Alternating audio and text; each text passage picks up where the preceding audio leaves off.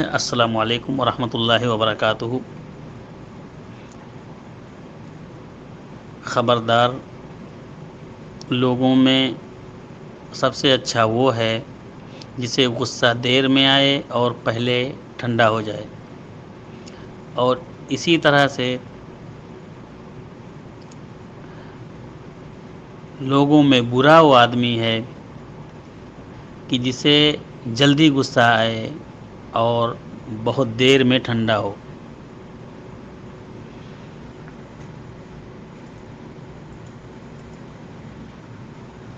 اصل میں یہ حدیث امام ترمذی رحمہ اللہ نے اپنی سنن کے اندر نقل کیا ہے۔ یہ بہت ہی لمبی چوڑی حدیث ہے،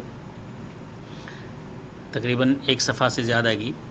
تو اگر میں اس پوری حدیث کا عربی عبارت پڑھ کے اس کا ترجمہ کروں گا تو بہت زیادہ ٹائم لگے گا۔ اس کے لیے میں مناسب سمجھتا ہوں کہ خالی اس حدیث کا ترجمہ میں آپ کے سامنے بیان کر دوں، پوری حدیث کا۔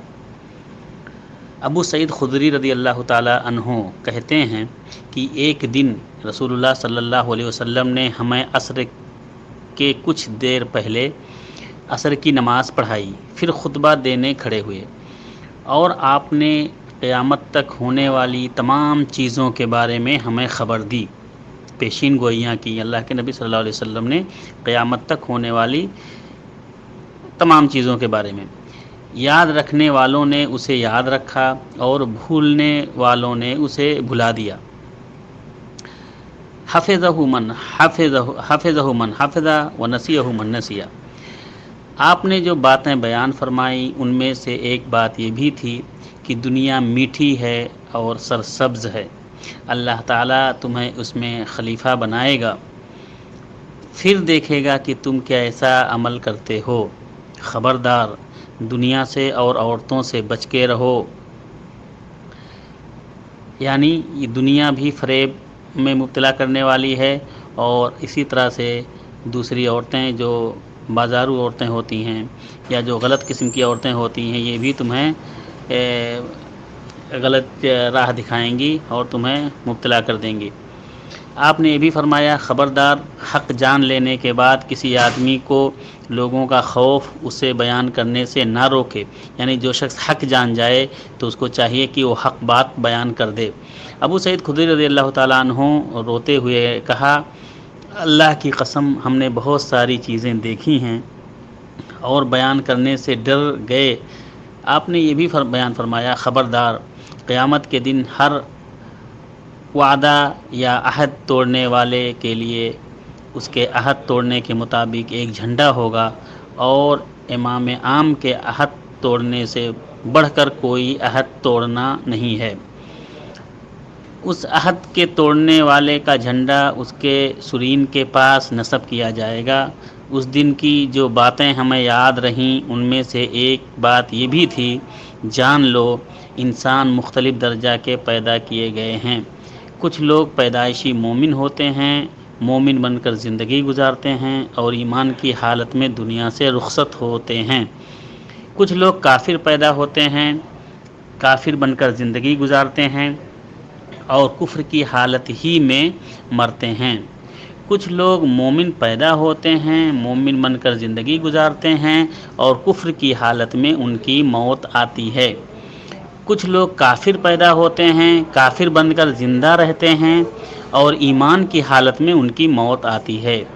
کچھ لوگوں کو غصہ دیر سے آتا ہے اور جلد ٹھنڈا ہو جاتا ہے۔ کچھ لوگوں کو غصہ جلد آتا ہے اور دیر سے ٹھنڈا ہوتا ہے۔ یہ دونوں برابر ہیں، جان لو۔ کچھ لوگ ایسے ہیں جنہیں جلد غصہ آتا ہے اور دیر سے ٹھنڈا ہوتا ہے، جان لو ان میں سب سے بہتر وہ ہے جو دیر سے غصہ ہوتے ہیں اور جلد ٹھنڈے ہو جاتے ہیں، اور سب سے برے وہ ہیں جو جلد غصہ ہوتے ہیں اور دیر سے ٹھنڈے ہوتے ہیں۔ جان لو کچھ لوگ اچھے ڈھنگ سے قرض ادا کرتے ہیں،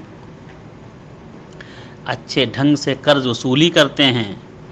کچھ لوگ بدسلوکی سے قرض ادا کرتے ہیں اور بدسلوکی سے وصولی کرتے ہیں۔ جان لو ان میں سب سے اچھا وہ ہے جو اچھے ڈھنگ سے قرض ادا کرتا ہے اور اچھے ڈھنگ سے وصول کرتا ہے۔ جان لو غصہ انسان کے دل میں ایک چنگاری ہے، کیا تم غصہ ہونے والے کی آنکھوں کی سرخی اور اس کی گردن کی رگوں کو پھولتے ہوئے نہیں دیکھتے؟ لہٰذا جس شخص کو غصہ کا احساس ہو وہ زمین سے چپک جائے۔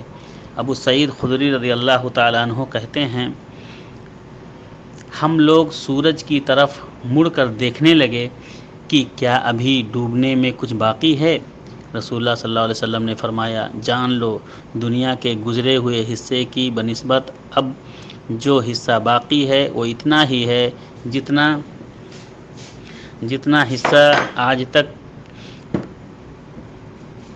حصہ آج کا تمہارے گزرے ہوئے دن کی بنسبت باقی ہے۔ امام ترمذی رحمہ اللہ کہتے ہیں کہ یہ حدیث حسن صحیح ہے، لیکن سند کے اعتبار سے یہ حدیث ضعیف ہے۔ اس سند میں ایک راوی ہیں علی بن زید بن جدعان جو ضعیف ہیں، اس لیے یہ حدیث کی سند ضعیف ہے۔ لیکن اس حدیث کے کئی ٹکڑے، اس حدیث لمبی حدیث ہے، اس حدیث کے کئی ٹکڑے دوسری حدیثوں کی سپورٹ کی وجہ سے صحیح ہیں، جن کے شواہد موجود ہیں۔ بہرحال اس حدیث سے پتہ چلا کہ اللہ رب العالمین کن لوگوں کو پسند فرماتے ہیں اور کن لوگوں سے ناراض ہوتے ہیں۔ ان میں سے جن کو پسند کرتے ہیں ان میں سے وہ لوگ بھی ہیں کہ جن کو غصہ دیر سے آتا ہے اور جلدی ٹھنڈا ہو جاتا ہے، اور اسی طرح سے ان لوگوں کو ناپسند کرتے ہیں کہ جن کو غصہ جلدی آتا ہے اور بہت دیر میں ان کا غصہ ٹھنڈا ہوتا ہے۔ اللہ رب العالمین ہم تمام لوگوں کو اچھی خصلتوں کا حامل بنائے اور بری خصلتوں سے بچائے، آمین۔ السلام علیکم ورحمۃ اللہ وبرکاتہ۔